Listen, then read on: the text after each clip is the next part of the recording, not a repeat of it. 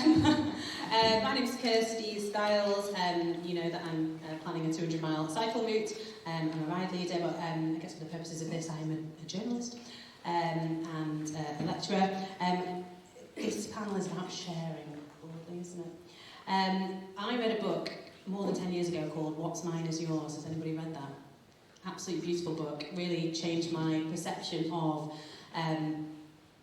how we live together in this world.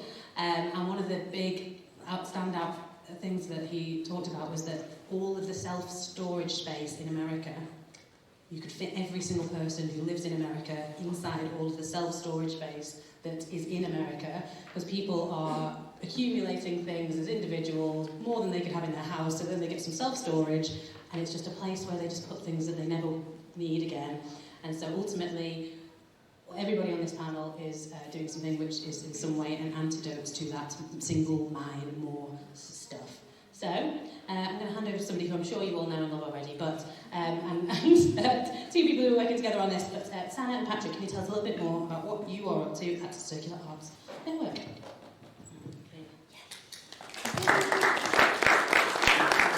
I wasn't expecting to go first. That's okay. I was hoping that would be better for you. That's totally fine. We are in the process of setting up a thing called Circular Arts Network, RTR, because it exists as a thing in Glasgow. It's some software that we are hoping to use, an open source software, and they've been trialling it over in Leeds as well. So that's how it kind of started. Do you want to tell me a little bit?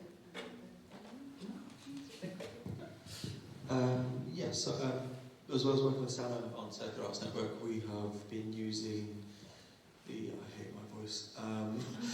We've been using Independence Biennial sort of as a guinea pig for how that could function. So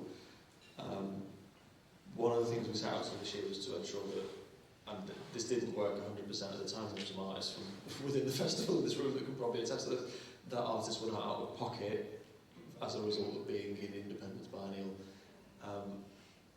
Part of that, which caveat, part of that is down to recycling and reuse of materials, and part of that is not necessarily about recycling, and it's not necessarily about saving the planet. It's that the art world really struggles financially, and if you can take material cost out of that, you can pay artists fairly. There is a massive joyful benefit of that in that it does help the planet and it does stop waste, which is lovely, but the reality is that the most important thing is that artists are paid fairly, so that's kind of why we did that. But in numbers, and don't quote me on any of these numbers in any legal setting because we're on mid-evaluation, so these may change, but we saved about 21 grand's worth of stuff, which is almost a quarter of our entire project budget, just on materials for artists, and that doesn't factor in things like your stuff, Sophia, because I will be sending you an evaluation sheet for that to get that in. But like every little bit of stuff that was used that wasn't paid for is essential to making an arts programme happen. On the table up there, there's little ceramic tiles that were made from clay from our allotment. There is a little scrap of bombed out church that was used as a crayon for 7 different exhibitions. There is a USB stick that someone gave us because it fell out of their pocket, used for 15 different exhibitions. There is a sound mixing board that was used for 1 exhibition but it's worth 600.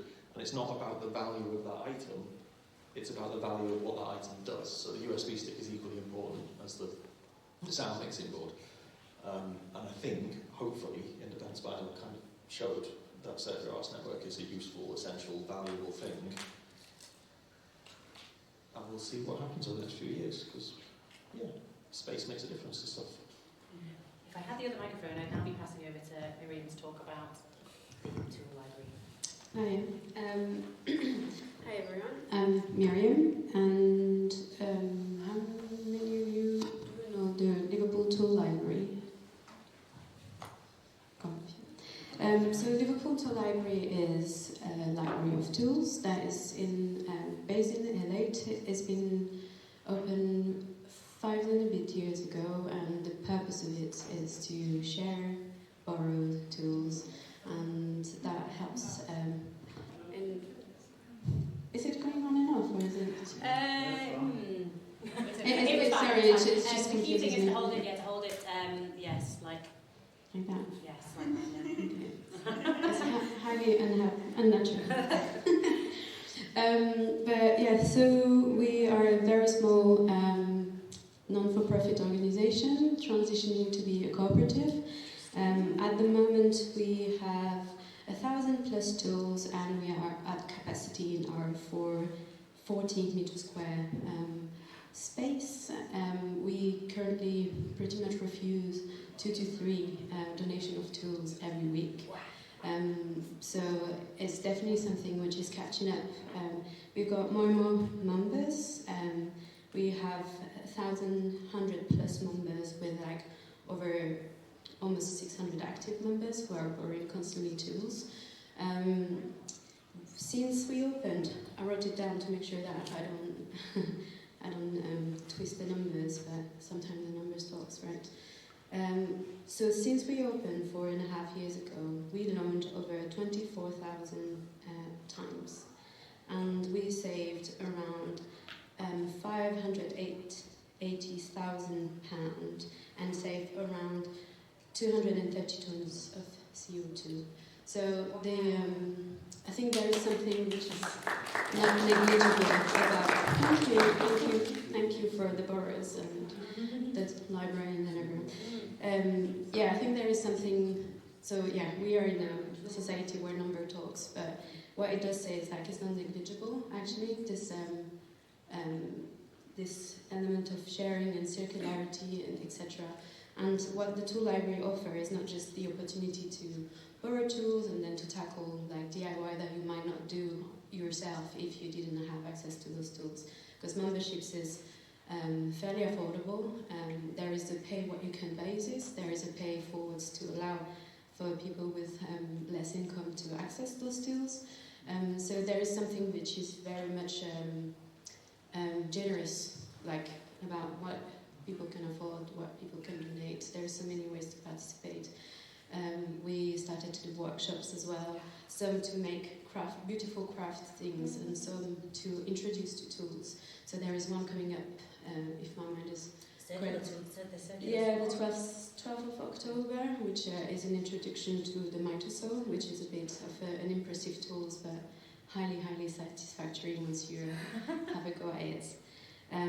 So there is this element of like empowering people, and we quite proud to be predominantly female, so it's female managed, and the volunteer are predominantly female or queer non-binary, which is something that we're proud of. And what else I wanted to say? Slipped my mind. I don't know. Well, we'll come back to it. Yes. Okay, so now if I had the other microphone, I'd be saying this is G and Claire from, we get it right, artist-led St Helens.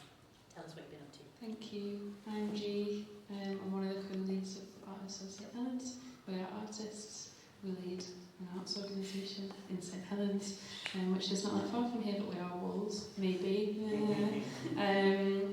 And in this context, just to introduce Artists at St Helens, I suppose sometimes I've been describing it as kind of like an open source art organisation of rather than all of the artists having to set up their own arts organisations, can they come to us and use our name and borrow that and maybe use that to put on the events or borrow the insurance or figure something out there, doing lots of this. So I'm thinking about artist-led in that context, and maybe you want to talk about the equipment library or not, Claire? So we were asked by St Helens Library Service this time last year. Well, we applied for a commission to deliver some research into the setup of an equipment library that will live within the local authority's library service.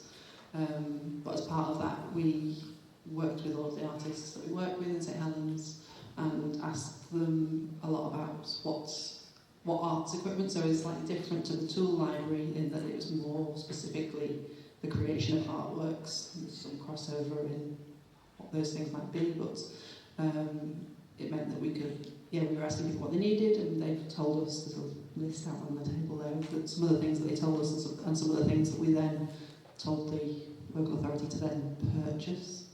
But in doing that, we also found out that there were more people going, I've got a projector, do you want that one? Or people could borrow that. And so I think that was the slightly frustrating thing as well, was almost we had this access to funds to set up this this capital set of equipment, but also there's this community resource of people who would be quite willing to lend you the thing they've got. So maybe this is where the Circular Arts Network will maybe pick up some of that, you know, what we've learned in that. But just, yeah, that sense that people would be quite happy to let people borrow things as long as, you know, it's kind of this, you know, how do you just share things? You know, I suppose, yeah, that the book you mentioned earlier carries that idea of how do we share and generously resource things is one of the things that we sort of picked up in that conversation and that research as well.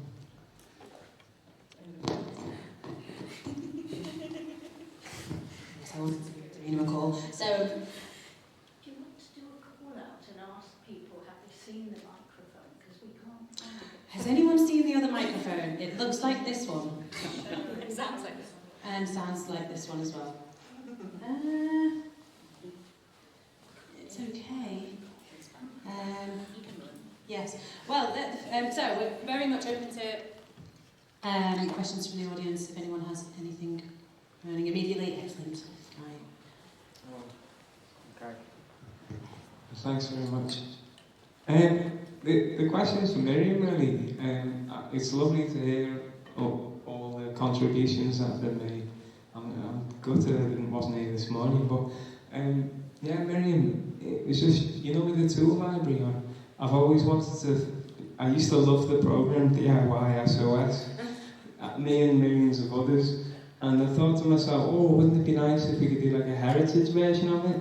Because you could get like architects and like designers, gardeners, and volunteers from all different areas who would be like in the local community to possibly come together for like a television program to fund it and things like that.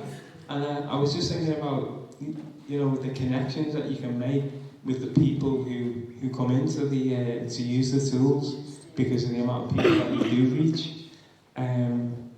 So even if it was like making a shed rather than transforming a heritage building, you know, whether that would be a viable option, you know, so like a little bit of a patch of land somewhere that we could... The cafe. Oh, yeah. Okay. Well, I'll bring Kirsty in then. Well, what's your question? So do your users, do you learn what they're actually doing? Do they collaborate with each other? Yeah. Okay.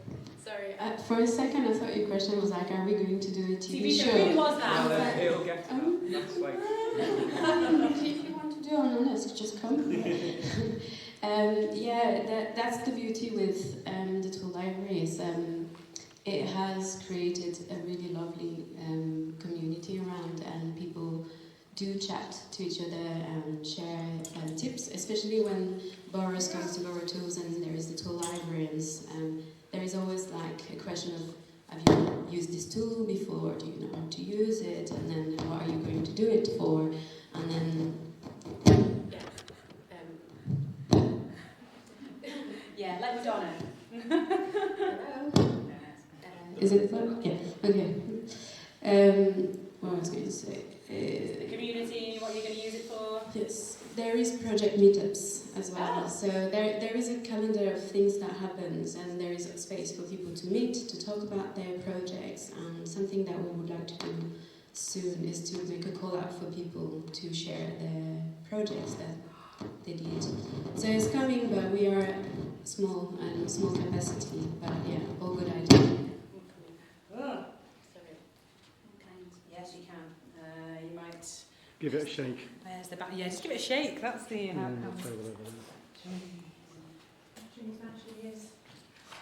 Go on. Somebody's lifted the other microphone. Who's got it? I know. I thought it was on our table, wasn't it? I just like to fall into my bag.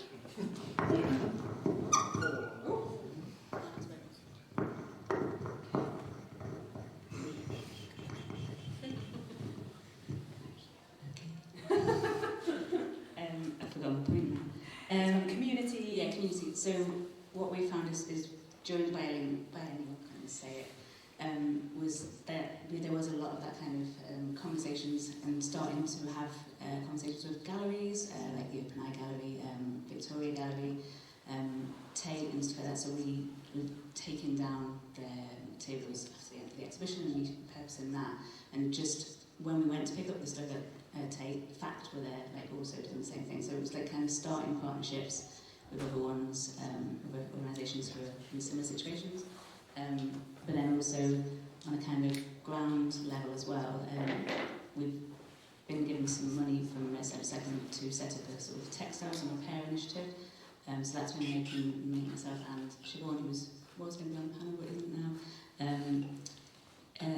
looking at spaces. And so on last weekend, I happened upon, I heard that the studio was closing down, so I went to have a look at what materials were going to be there, and then had a conversation with Sophia, who has, funny enough, from the earlier conversations, they have a free material swap as part of Royal Standards Studios, which is in the Baltic. They haven't really been doing that much, so we're going to kind of expand on that idea, but also we redistributed pretty much everything that was upstairs to their studios in amongst, and we're going to go through it in sort of promise. But yeah, just that kind of stopping things going into landfill is like kind of key to what we're doing, but also kind of finding the right people for the things, or like kind of building these partnerships so that when people are getting rid of stuff, they can say, oh, actually, I wonder who might want that. So the idea is to have like kind of a swapping site, but also miniatures to WhatsApp group if anyone wants to join it, where it's like kind of, we have this, if anyone wants it, or somebody else is looking for something, and then we can kind of do sort of like, yeah, look for things. And it's always interesting to know where these things turn up. And you've been cataloguing it, haven't you? Go on, tell us about cataloguing. It is weirdly fun cataloguing. Yeah, so the purpose of getting all the stuff for Independence Biennial as a guinea pig was not just to have stuff for Independence Biennial, it was to kind of start building this materials library. I say materials in the loosest possible term, because there's like bits of Bondale Church, there's like half an old crayon, there's like random things that someone might need that will just save them 50p, but there's also 60-inch screens and stuff like that, and projectors. So, which, again, similar, if there are things that don't meet the needs of artists, let's say Helens, potentially there are spaces that will wear out. But all of that stuff is now catalogued, and as we develop and as we get a sort of storage space that makes sense, people get access to that stuff. So artists it could be trading money, it could be trading time, it could be trading services, it could be, the Can Arts Network website, so if you go on Can-Arts, the website exists in the sort of model that we're looking to use. And it can be direct loans. It can be direct loans, but it can also be, man and van service. There are, how incredibly useful would it be to you as an artist, as a maker, to be able to borrow a van for a day with a man or a woman or somebody anybody to who drive can that drive van a van and get you to that place in exchange for what? Service time, exchange company, I don't know. But that is the purpose of this. It's not necessarily exchanging money, but yeah. Excellent. I wanted to go, I wanted to go back to what Gary was talking about community, because when we think about these things, it sounds like they're about tools and about materials and stuff, but I just wanted to speak to you guys about the community. Who are these people in St Helens who are making art? Who are they? That's what I said to you earlier. Who are you, G? I could go on about what community means to us and me and all of the people that we work with. I think when we're reaching out to artists, often we might refer to people as artists and creative people. So we're really keen for people who make things. I think also lots of the wonderful people in this room have opened up my mind and maybe all of our collective minds about what it means to make things or be a maker.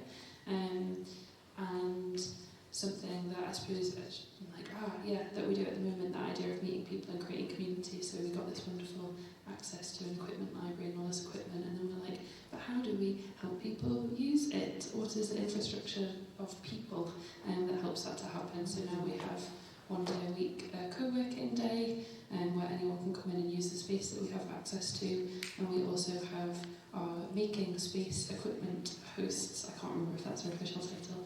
So they come and they adopt kind of a piece of equipment for a month. We pay them to come in one day a week and to help people maybe use that thing, and they might also just be using it in their own creative practice.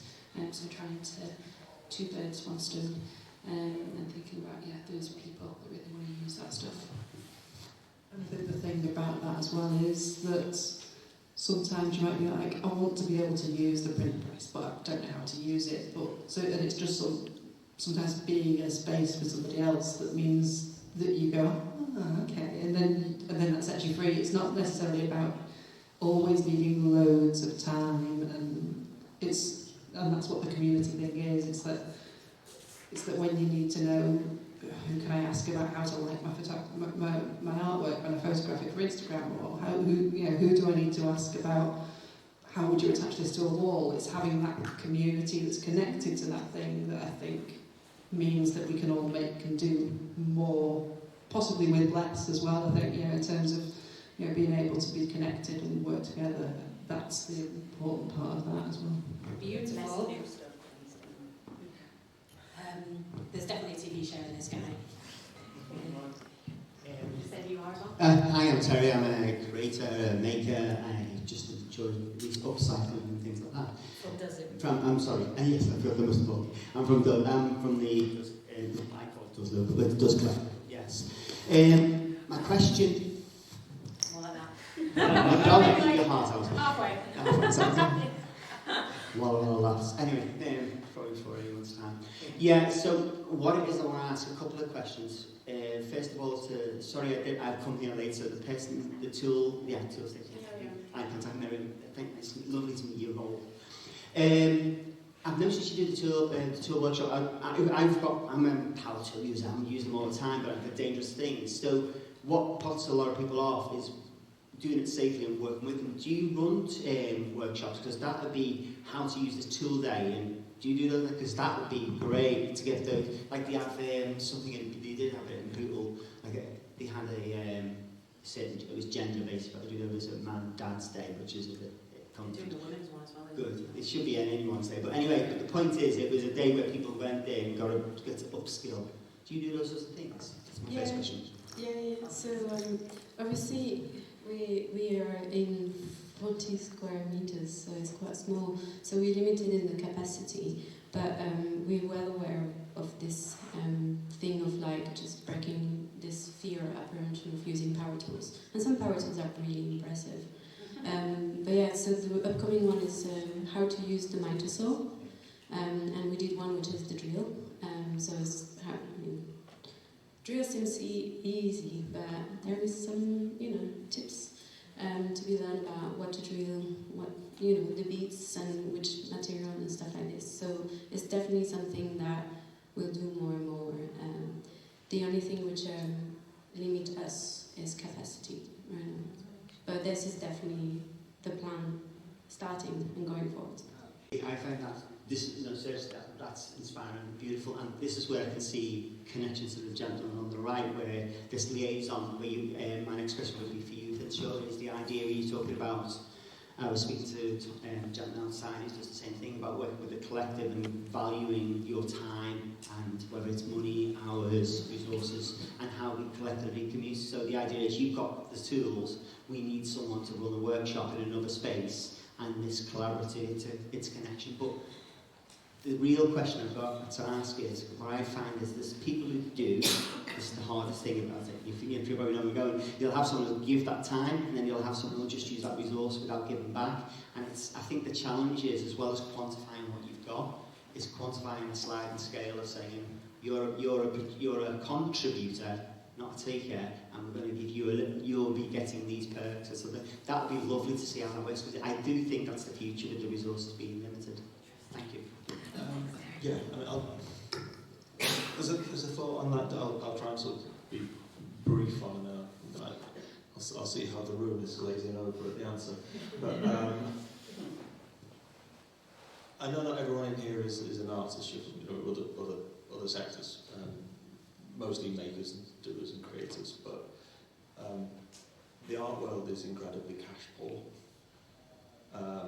The average artist in Merseyside makes £4,000 a year from their practice. They prop that up from other work. But there are directors of organisations in Merseyside that earn below the national average of someone who works in Tesco or Sainsbury's. And like, if the directors are earning that and the artists are earning that, there needs to be a rebalancing of what that is. So, for me, and Sarah can completely disagree with this because we haven't had this conversation yet, I'm not remotely fussed if people come and take advantage, if they need to. If we have the resource and the tools, and as a whole there is a sort of social and communal experiment that people are using that, and some people are giving in and some people are paying in, we're not here to make a profit from that. We tend not to make profit from anything we do, so sort of why reinvent the wheel on that? But I don't. For me, I think you can completely disagree, and we can go away and have this disagreement in private. But I'm not fussed if people need that resource. Yeah. Well, it's not a disagreement. It might sound like I don't want people to take the proverbial, but it is that kind of thing that some people are time rich and money poor, and some people are money rich and time poor. So it's that finding a way for that to balance, so that some people are paid, like you already have that paying it forward kind of thing. It's that those who can contribute money, then great. Everyone needs money. It needs money to continue. It needs to be sustainable. But at the same time, those who cannot, if they can offer time, and that's why the kind of that, we also don't want to be taking the piss out of people who do offer us the favours, especially when it comes to driving and things like that. You can't be the same people always doing it and then not getting anything back. So it's that kind of exchange. And there was, when I was down in London, there was the economy of hours. I don't know if anyone has ever heard of economy of hours, ECHO. And basically it was that, essentially, everyone's hour was the same value, whether you were a website designer or you were helping put chairs out for an event. You could bank hours and then you could use them to exchange. So you basically, I used to volunteer at that thing, so I would literally help out at events. So I don't know, I need to find that out, but it was an amazing model because you could exchange it for a website that could be built and you could bank enough hours, or at least you could have that conversation if it would cost more. So it's that, there is definitely, it's finding that balance, and also it being not that people are contributing too little or too much, or they're kind of feeling they're getting taken advantage of, because we need people to sort of kind of feel engaged and I think so. That's probably a fairer considered answer than mine, but yeah. How old are you guys? How old is the organisation? Let's just understand how old everybody is. Because I was wondering, so Miriam said 4.5, you guys are? Artist Led at Helens had an Instagram account since 2022 when we did... Okay, is that just it was a thing in empty shops. Where we did a project in empty shops in 2022, but it's also connected to platform studios that we've been running since 2012. Oh, wow. So it's kind of, the community and all of that work stems back from longer, but Artist Led at Helens has been operating more recently. Because these guys are sort of relatively new in the CAN part of what they're doing, so I wanted to know what are the biggest challenges that's come to when you've been setting up all of you guys. We're still doing that. Okay, excellent. What are your current biggest challenges? Having time to set it up. Oh, time poor.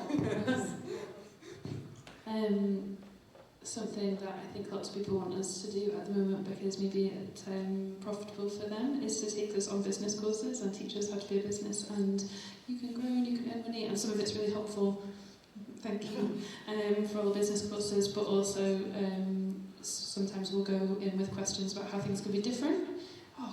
What's it like to set up a co-op? If anyone knows in this room, maybe come and tell us. Thank you.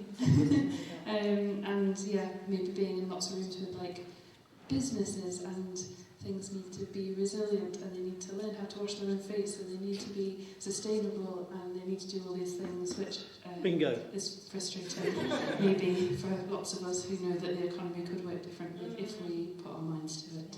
So you're flipping to a co-op, aren't you, Miriam? Yes. How's that going? It's going. It's a very interesting process.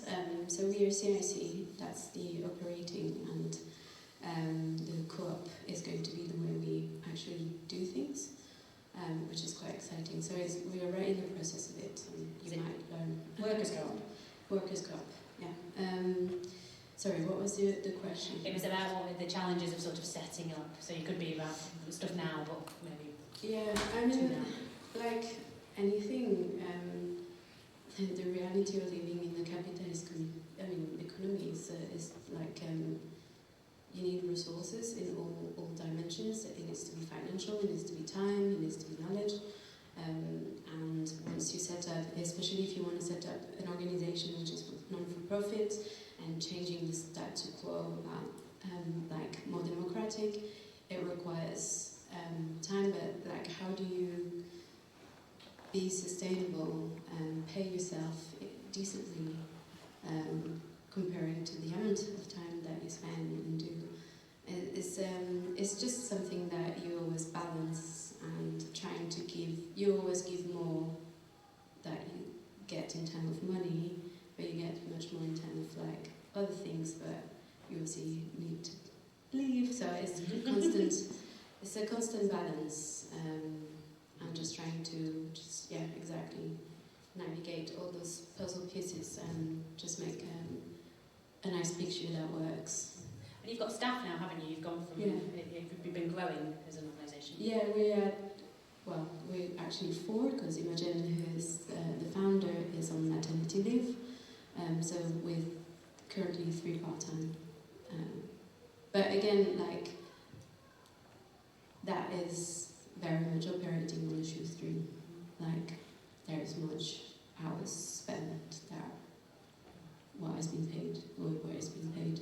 And I think this is something to always like kind of keep in mind. Those organizations are like navigating and trying really hard, and with like all those different navigating everything is quite hard, and there is a reality on that I think is good to have in mind sometimes. And so you're a bit earlier on in the journey with CAN specifically, aren't you, too? What's it been like so far? Oh, yeah, so... Go on. No, I'm not going to bore you with a 20-year history of what's nothing to do with this.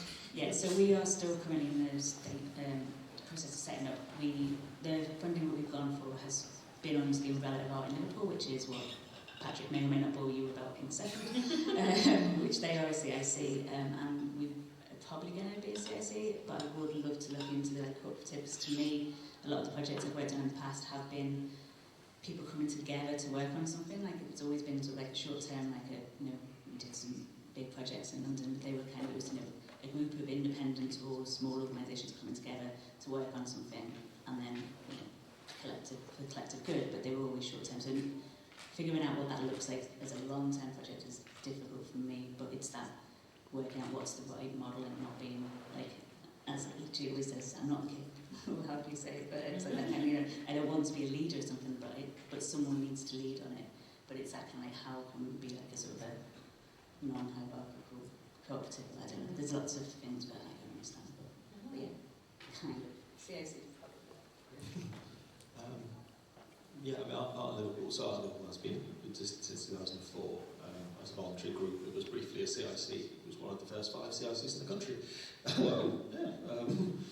Back when it was a social experiment of sorts, and it failed miserably, and then it came back 10 years later. Why did it fail? Oh, the organisation failed. I was 9. Oh, wow. But yeah, it stopped being a CIC, then it became a voluntary-led group, and then it became a CIC again, and we are currently thinking of transitioning to charity for the sole purpose of space, and facilitating space for artists so that we can work with private landlords to get rates relief so that space becomes cheaper for artists. If you're a charity. Yeah. That's key information. Yeah, there's other ways, there's other routes to that. You can get similar benefits of the CIC, but not quite as simply, just a clear route, which would benefit, I think, this project, but it would also benefit independence planning and all the other things. But yeah, that's rather than... So, over to the back. Lisa's got a question. Hello, Lisa. Not anything, just somebody who stops the microphone from working. I'm going to shout. No, you have to use the mic. Okay. There we go. It sort of hinges on that, really. I was wondering...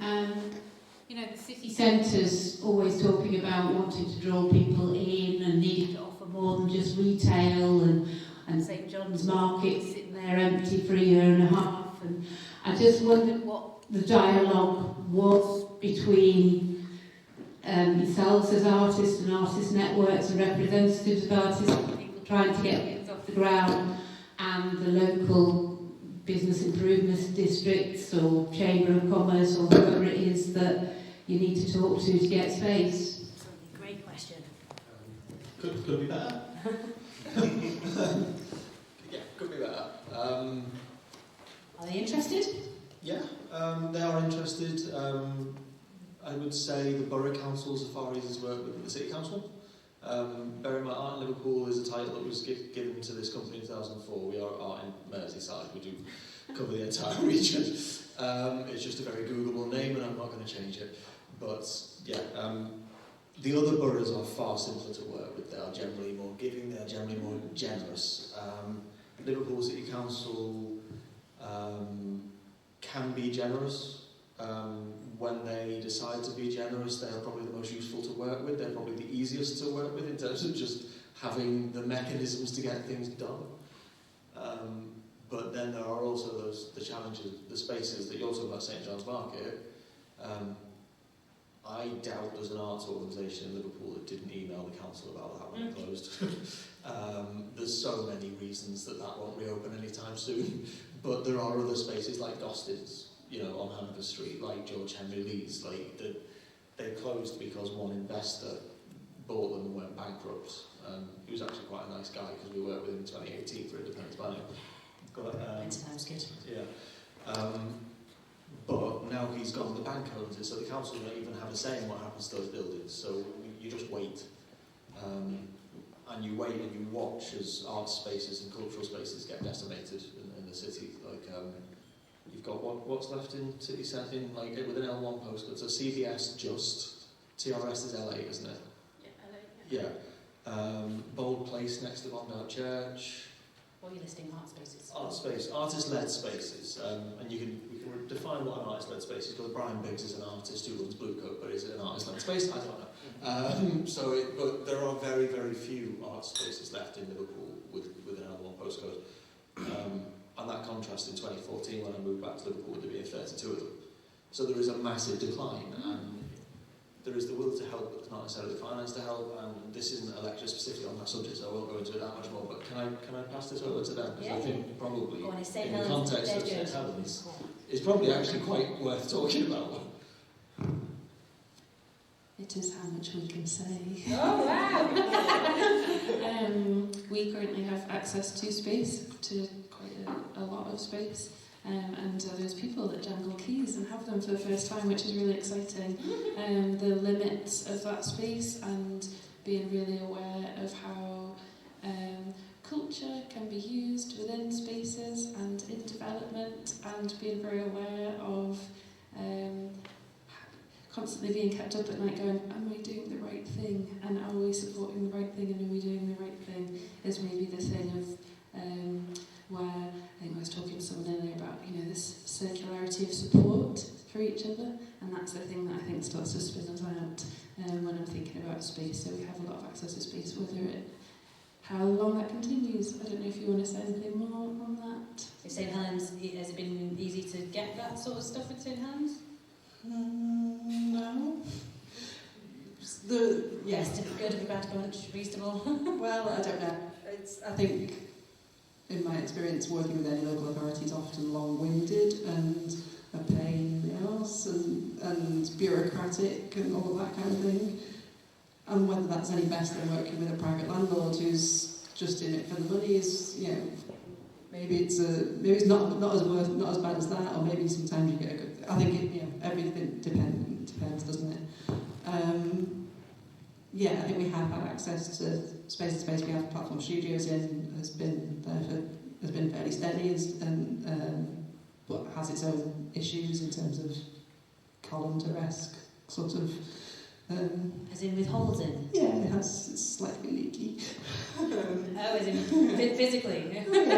Not like the secret spread out of Platform Studios. No, it's just It's a bit damp. And I think that's often the thing, isn't it? You're often working in spaces that are not currently wanted, aren't commercially viable, and, as G said, keeps you up at night, sort of about how. I think the question we have to ask is, how can we work in those spaces and protect the ethos of the work as well? Because if we're making this sort of like community-based work that is circular and is helping, supporting each other, how do we make that continue when there's a whole other system of capitalism and property and ownership and land that's sort of like just comes with a big sledgehammer and smashes it down. And that's always, that's tricky, and maybe there are solutions to that, but it's, yeah. Miriam, it sounds like you need more space. Is that on the horizon? That's definitely a hope, and we're definitely going to work towards that. I just looked at the asset register, and there is a property on your road which is on the asset register.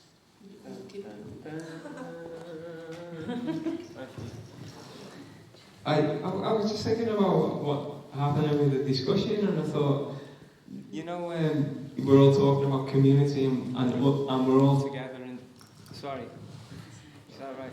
Is that, yeah? And I was thinking, well, with cycling, if you have a bike and you're thinking about opening up something for the economy, getting a job in that field, it could be as for stag do's or for weddings or for bar mitzvahs or birthdays. You could have a trail of cyclists all going through, and then it's how you help each other, how you create work for each other. So I'd be thinking, if I wanted to set that business up, I'd be thinking, who would decorate the bikes? What would appeal to? Who would do the filming? Who would do the performance place? How would you make it theatrical? How would you make it into something that's visual? So it could shock people, or it could endear people into it. And I'll be honest, the best art I've ever seen is street art. It's art where everyone can see it. It's accessible to everyone, even if they don't want it. And they don't realise they don't want it until they want it. And they want it because they've seen it. So it has an effect on them. And I just think those connections, you should be thinking about, as an artist, I've got to, like the A-Team did it, on the television, they decorated the van so that they could escape. And it's just a little metaphor for how we can help each other, create work for each other. And in the AI, those jobs are going to be fine, don't you worry. We're all going to be working as artists, and it's everyone else. It's those doctors and surgeons. They're out. That can all be replaced by a machine. Sorry, and all that knowledge, like the expertise of every minute detail of a consultant. It'll only need to be one person inputting it into a computer, and then you just slide back and let it. I don't know why I'm talking about that, but the first bit was where I wanted to find out your response from. Thank you. I know, I feel like it was me planting a thing about bikes in there, wasn't it? What was it? It was about creating work for each other. Creating work for each other. And how you can work together to come up with ideas, as you've done today, to sort of, to make something look nice, or to have anyway, yeah. Yes. And also the second point. The A-Team surgery AI. Yeah, the AI. That's okay. Okay, I'll take the first bit and then if we've got time, because it is coming up to the hour. So creating work for each other. I haven't worked for quite a while, but previously when I was freelance in London, a lot of it was kind of like word of mouth. It was kind of like that circularity, even that it was very karmic, I guess. Work would come and it would flow. I'd pass it. If I'd say no to things, I'd pass it on to somebody else, and then they would then pass me work back. And there was always this kind of coming together to work on projects, as I mentioned previously as well. And I think that is kind of what we're doing, and having the conversations. We are kind of thinking, getting to know each other and what they can do, and even if it isn't necessarily what they do now, sometimes you kind of find out about what people have done in a previous life, or like skills they have, or skills they'd like to learn. So I think that kind of being able to have the conversations and find out what people are interested in, or like kind of, and that can lead to work in some capacity, or chances to collaborate. Like the funding bid we went for was I'm really sorry. I'm so conscientious about this. No. Yeah, it was kind of a chance to work on projects together with some people who we've been having these conversations with, so who are kind of creating a project within a project, if that makes sense. I really like saying, if I can't help you, I know somebody who can. I feel like you all have that as well. It's like, I know that somebody who I know will need a guillotine. I'll put it to one side just in case. Yeah, and then they will then do that. Exactly. I think sometimes maybe, like in the last answer, kind of, we might be saying we're doing one thing and we're doing another.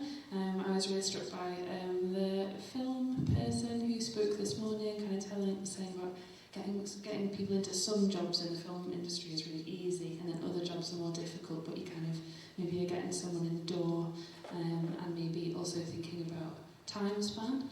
I was going to say, we first met when I was quite young, and it was my first job, and I helped Claire do an art workshop in a market where we live, and I was like, wow, this is maybe a job that I could have. And now, however many years later, I'm thinking, so often our funding cycles or evaluation works not in a decade, whereas it could, and I think, yeah, how do we maybe expand thinking about how these jobs, trusting that in 10 years' time they will come back and they will bring some of that knowledge back with them, is something I wanted to... Thank you. We've only got about 5 minutes left, so I don't know whether all of you just want to make some sort of radical statement, closing plea. Do you have an ask? Do you have an offer? What can we hear from you next? If you could speak to the mayor, what would you say? Just private thoughts. Tell us now. Closing statement. Okay, I'm going to start with you, Claire. Giving you far too many things to say there. So, pick one. Pick one. Okay, well, the thing that sort of my brain went to when you were saying that and throughout this was just that connectivity of things happening. And that I think when we were doing our research, we were working with the Tools Library, and yeah, we've had conversations with everybody on this through our work recently. So yeah, so that connectedness, I think, is probably something. Makes it important. Excellent. So connectedness. G. How old were you when you did the art workshop? How old are you? I don't remember that. I was maybe like 14. Oh, now, how old are you? No, I feel like it was more than that. I think it was maybe, I was maybe like 14 or 15, and it was my first job while I was also doing Take Collective with other people in the room. And yes, and I think that maybe that's something that I don't have any good closing comments, but maybe like not overlooking the people that show up to everything. I think that's been a real blessing for us recently, to the people in the room who show up to everything. Thank you very much. And yes, that's it. Hey Miriam. Something rad. Take down capitalism. Well, the first thing that jumped in mind when you say if I had something to say to the mayor was like to put crossings everywhere, which is not really linked to the tool library. As in like pedestrian crossings? Yeah, man, I'm French, like the crossing in the city, just get my head in. Interesting. So I don't know if that's radical, but yeah, crossings would be great. So if anyone wants to just paint crossings everywhere, please do. That could be art. Can I actually? I've got a very good friend who's French, and we very often do the differences between France and the UK. Do you know anything about how this stuff sort of works in France and whether it's easier or harder? Because I guess we feel it's hard here because it's here, but it can be hard. Do you mean this? Yes, this sort of stuff. I mean, it exists in the UK and in France for longer than now. Like the sharing things has been something that always existed. I guess from my experience, I can only talk from that. There is already a lot going on in France. Whether it's easy or not is just very different. But there's a lot of initiatives, maybe in cities a bit more that currently in Liverpool, but Liverpool is quite special in that way. It's very, very different than the history of where I come from. And there is blockage and easy path. I don't continue the connectivity thing, but I will. There's 5,000 artists-ish in Merseyside, and it's astonishing how often you see all of them at the same thing. It is an incredibly connected city. It is more connected in the art world and in the cultural scene than any other city, any other region.